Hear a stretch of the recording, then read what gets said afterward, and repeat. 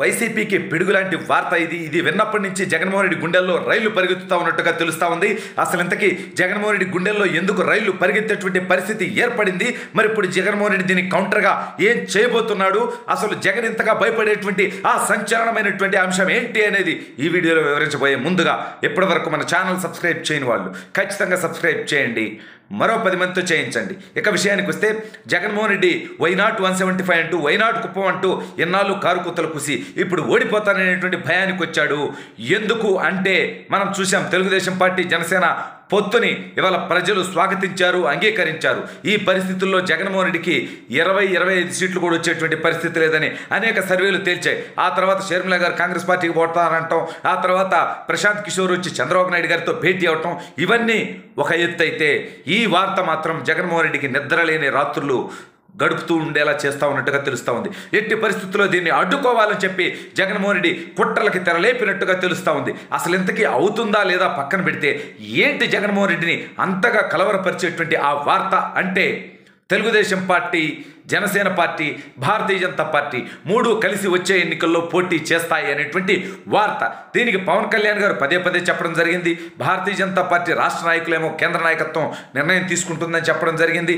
రాష్ట్ర ప్రయోజనాల కోసమే ఏ నిర్ణయమైనా తీసుకుంటామని చెప్పి తెలుగుదేశం పార్టీ చెప్పడం జరిగింది. అయితే ఇప్పుడు జగన్మోహన్ రెడ్డి నిజంగా ఈ కాంబినేషన్లో ఏదో ఓట్లు పోతాయని కాదు, వాస్తవంగా వీళ్ళు ముగ్గురు కలిసేటువంటి పరిస్థితి ఉంటే కొంత ఓటు బ్యాంక్ కంటే కూడా వ్యవస్థలు జగన్మోహన్ రెడ్డి చేజారిపోతాయి.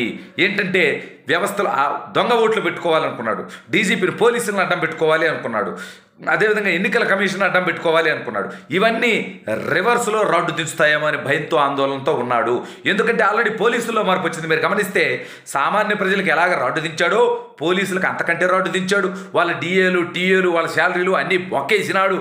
కానీ వాళ్ళు ఎందుకో కులం కోసమో మతం కోసమో డబ్బు కోసమో భయానికో ప్రలోభాలకో భయపడుతూ ఆ సర్వీస్ ఇన్ని రోజులు ఇతను ఆడాలన్నట్టు ఆడారు. కానీ అయితే ఇక్కడే జగన్మోహన్ రెడ్డి ట్విస్ట్ ఏంటంటే, తన సొంత కేసుల్లో బీజేపీకి సహకరించదేమో, పైగా తన బాబాయిని తన కుటుంబ సభ్యులు అత్యంత పాశవికంగా గొడ్డలి తీసుకొని ఇంట్లో బాత్రూంలో నరికి చంపినటువంటి అంశంలో ఏమైనా అవినాష్ రెడ్డిని అరెస్ట్ చేస్తారేమో.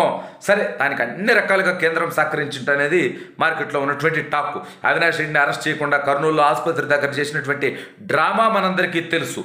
అయితే ఆ తదనంతర పరిణామాల్లో సొంత బాబాయిని వేసేసినటువంటి కేసుల్లో తమ్ముడిని కాపాడుకొని సొంత చెల్లెల్ని తల్లిని మాత్రం బయటికి తోసేశాడు అనేటువంటి టాక్ నడుస్తున్నటువంటి సందర్భంలో ఇప్పుడు ఇతను ఉలిక్కిపడేటువంటి మరొక ఘటన, షర్మిల కాంగ్రెస్ పార్టీ జాయిన్ అవుతుందని, షర్మిల కడప ఎంపీగా పోటీ చేస్తుందని, లేదంటే విజయలక్ష్మి గారు చేస్తారని, లేదా పులివెందుల ఎమ్మెల్యేగా చేస్తుందని, వీటి మధ్యలో జగన్మోహన్ రెడ్డికి అస్సలు గ్యాప్ లేకుండా ఒకదాని తర్వాత ఒకటి లోకేష్ గారి యువగలం పాదయాత్రను అడ్డుకోవాలి అనుకున్నాడు. మైకు లాగేసుకున్నాడు, ప్రచార రథాన్ని లాగేసుకున్నాడు, అన్ని లాగేసుకున్న స్టూల్ ఎక్కైనా మాట్లాడాడు తప్ప లోకేష్ గారు వెనకడుగు వేయలేదు. చంద్రబాబు నాయుడు గారిని అరెస్ట్ చేసి 53 రోజులు జైల్లో ఉంచితే తెలుగుదేశం గారంతా భయపడతారు, ఓయమ్మ చంద్రబాబు నాయుడు గారిని జైల్లో వేశారు అనుకుంటారేమో అనుకున్నాడు. కానీ ఎవరన్నా అరెస్ట్ చేస్తే వాళ్ళ అవినీతి బయటకు వస్తే, చంద్రబాబు నాయుడు గారిని అరెస్ట్ చేస్తే ఆయన చేసినటువంటి అభివృద్ధి బయటకు వచ్చింది. ప్రజలంతా ఈ రాష్ట్రంలోనే కాదు పక్క రాష్ట్రాల్లో దేశవ్యాప్తంగా కూడా ఆయనకు మద్దతుగా బయటకు వచ్చింది. చూసిన తర్వాత లోకేష్ గారిని కూడా అరెస్ట్ చేద్దాం అనుకొని కూడా ఇప్పటికే జరిగినటువంటి దౌర్భాగ్యం చాలా స్వామి అనుకొని ఇక లోకేష్ గారిని అరెస్ట్ చేయలేదు. కానీ ఆయన రెడ్ బుక్ గురించి మాట్లాడాడని, తప్పుడు ఆఫీసర్లను మేము వదిలిపెట్టమన్నాడని ఆయన మీద ఇప్పుడు ఆయన అరెస్ట్ చేయాలంట, ఆయన అదుపులోకి తీసుకోవాలంట. ఏం బీకనీకి ఇప్పుడు ఈ పనులు చేసి మళ్ళీ రెడ్ బుక్లో ఇంకొంతమంది పేర్లు ఎక్కాలనా? అవసరమా మీకు అంత తుత్తరా? అక్రమ కేసులు పెట్టేటువంటి ప్రయత్నం 4.5 సంవత్సరాలు చేశారు. ఎన్నికలు 3 నెలలు ఉండగా కూడా ఇంకా ఈ పిరిగిపంద చర్యలేంటి? నువ్వు చేసినటువంటి అభివృద్ధి ప్రజలకు చెప్పి, నువ్వు ఇచ్చినటువంటి సంక్షేమాన్ని ప్రజలకు వివరించి వచ్చే ఎన్నికల్లో గెలుస్తానేటువంటి నమ్మకం ఉండాలి. కానీ 82 మంది ఎమ్మెల్యేలను పీకెత్తాను, ఇంకా పోలీసులను అడ్డం పెట్టుకొని రాజకీయం చేస్తాను, దొంగ ఓట్లు పెట్టుకొని తెలుగుదేశం ఓట్లు తీసేస్తాను, ఏం చిల్లర బతుకుతున్నావు? ఎందుకు ఇటువంటి చిల్లర బతుకు? ఓడిపోతాననేటువంటి ఆందోళన? అసలు రాజకీయం అంటే గెలుపోవటంలకు అతీతమైంది. ప్రజలు నీకు ఇచ్చేటువంటి బాధ్యత పదవి అనేది గుర్తుపెట్టుకోవాల్సినటువంటి అవసరం ఉంది. అది వదిలేసి గెలిస్తేనే రాజకీయం అనుకునేటువంటి దౌర్భాగ్యమైనటువంటి ఆలోచనలు ఉన్న వ్యక్తి పరిపాలకుడిగా ఉంటే ఏం జరుగుతుందనేది వాళ్ళ ఆంధ్రప్రదేశ్లో మనం చూస్తూ ఉన్నాం. అయితే జగన్మోహన్ రెడ్డికి బీజేపీ ఇన్నాళ్ళు సహకరించింది అనే విధంగా బిల్డప్ ఇచ్చాడు. ఈవెన్ చంద్రబాబు నాయుడు గారు అరెస్ట్ తర్వాత కూడా ఆ అరెస్టుకు మాకు భారతీయ జనతా పార్టీ నుంచి ఆదేశాలు ఉన్నాయి, సహకారం ఉందని చెప్పి వాళ్ళ ఎంపీ వాళ్ళ మంత్రులే చెప్పినటువంటి పరిస్థితి.